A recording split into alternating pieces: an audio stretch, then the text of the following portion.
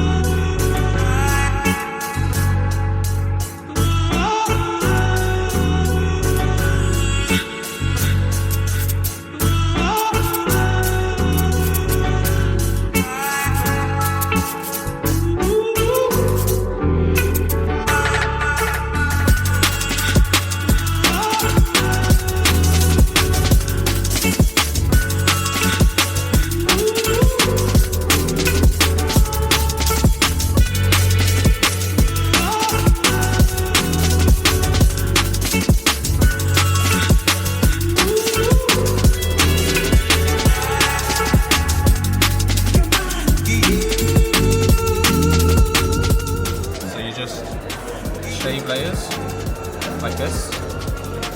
That's beautiful.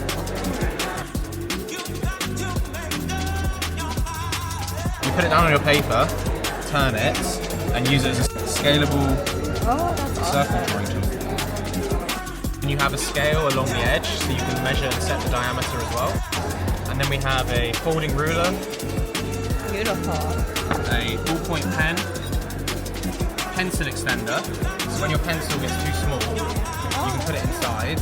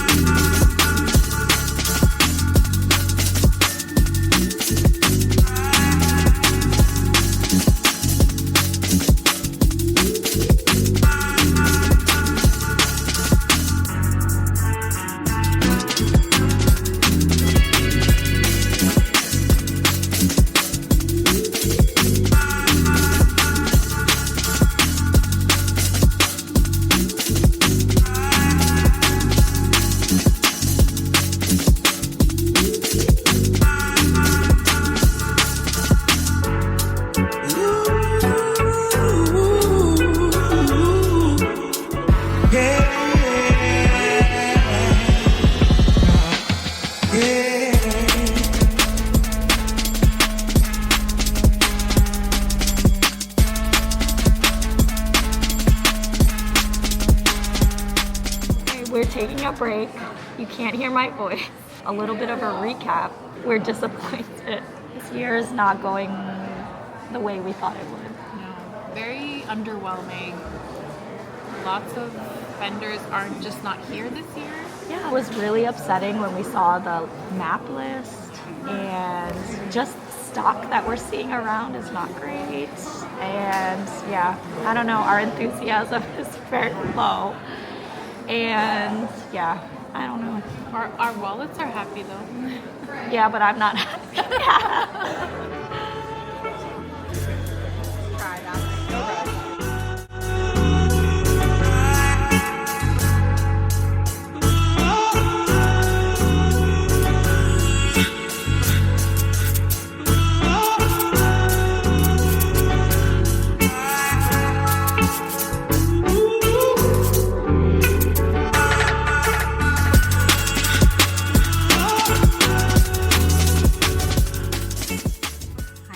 So it's been a few weeks now since the DC Pen Show, and I just wanted to recap my experience this year and then show you the very small haul that I came away with.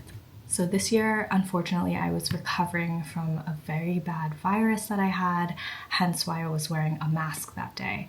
And I was starting to feel better, but I most likely shouldn't have gone to the show this year because the whole day on my feet and just talking all day long, it definitely burnt me out, and eventually I just lost my voice completely. I was still insistent on attending this year despite being under the weather, just because it's something I look forward to every year since I've been going. It's also kind of special because the pen show always falls either on or on the weekend of my birthday, so that makes it just a little bit more fun. Plus, it's an event that I get to enjoy with my friend Sandy. I really can't believe it, but this year is actually the 3rd year that I've been to this DC Pen Show, and you can see vlogs of the past shows that I've been to on my channel. The first year I ever went was chaotic and a little overwhelming, but it was still fun. And I had just started to really get into fountain pens, and so for a newbie, it was energizing. It was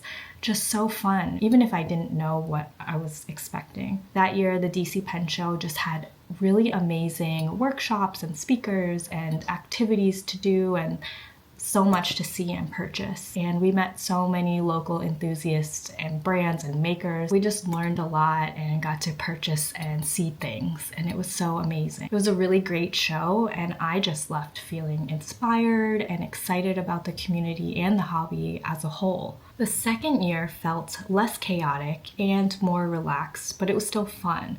And probably because I knew what to expect, and on the shopping side of things, I was more prepared regarding budgeting and prioritizing the different aspects of the show. We noticed less brands were traveling to DC for the show, especially because that year there were more popular events or more highly trafficked events that were happening elsewhere. And this was kind of the year that we were starting to feel like the DC Pen Show organizers weren't really progressing in like evolving the show, and kind of falling into the assumption that DC is not cool or exciting enough that we kind of hear in the community. That brings us to this year of the Pen Show. Sandy and I were still super excited to attend, as we've had such great memories of it together, and it's just always been one big opportunity in our area to see an extensive array of fountain pens and desk accessories and really interact with all these amazing brands and small makers, especially because our area just seems very starved for any of these types of events. Unfortunately, as the day wore on,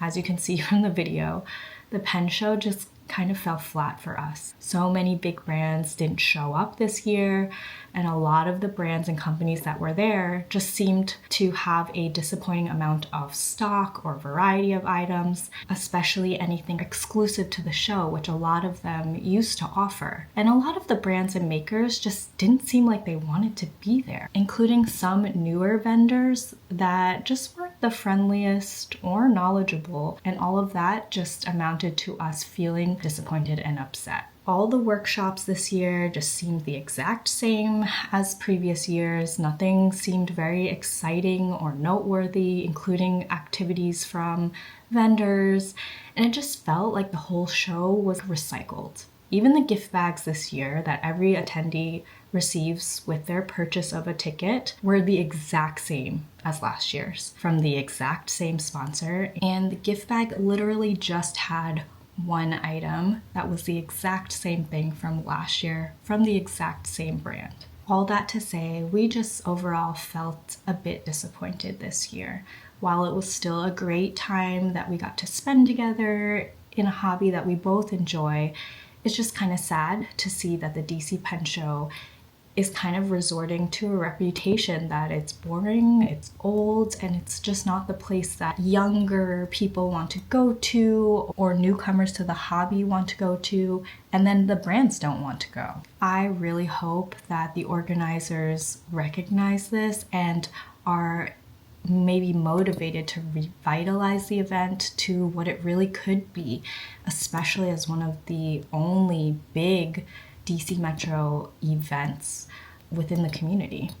I did also forget to mention that this year we only attended on Friday. The Pen Show runs from Friday to Sunday, and Friday public admission starts later in the day. If you are a shop or a small business, whatever, you can purchase a full weekend ticket. I believe that gives you earlier access. So I think the first year that we attended Saturday and Sunday, which was a lot, but actually it kind of spread out the chaos. But because it was Saturday and Sunday, more chaos and more crowds. The second year we decided to try a day earlier and did Friday, which was great because I don't like large crowds and would rather avoid all of that. So this year we decided, let's try that again. It was worth it. For you pay a little bit more for your ticket, but it's worth it to avoid the crowds. I think that also, since we only went on Friday this year, perhaps we were also a little bit stressed because we only had one day to look around and to shop. So maybe that also contributed to the lack of energy and disappointment for us. And if we were to go next year, I think we would probably do Friday and Saturday. On a more positive note, of course, we did see a lot of amazing and friendly brands and makers that really spent the time and energy to make it a great show for us, and were very welcoming and shared a lot of knowledge and insight. In general, this year, the prices on everything were just insane, and the sticker shock in person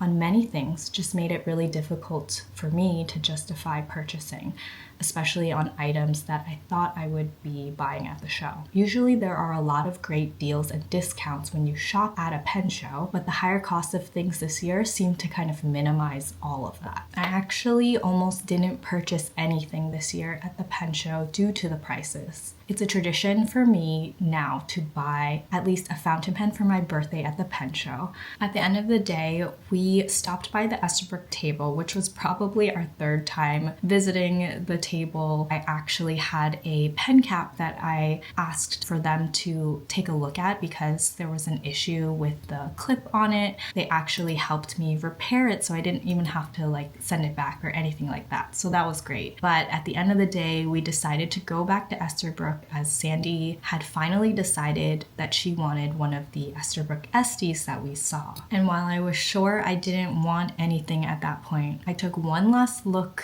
at the collection of pens they had laid out on the table, and there was just one pen that I had never seen before in those 3 times that we went back to the table. The colors just caught my eye, and Sandy also agreed that it was the one I should buy that day. I did end up getting an Esterbrook Estie, and it was my only purchase from the show. And when you purchase, they give you one of the Esterbrook pen sleeves. I got the khaki colored, and it has the blue inside.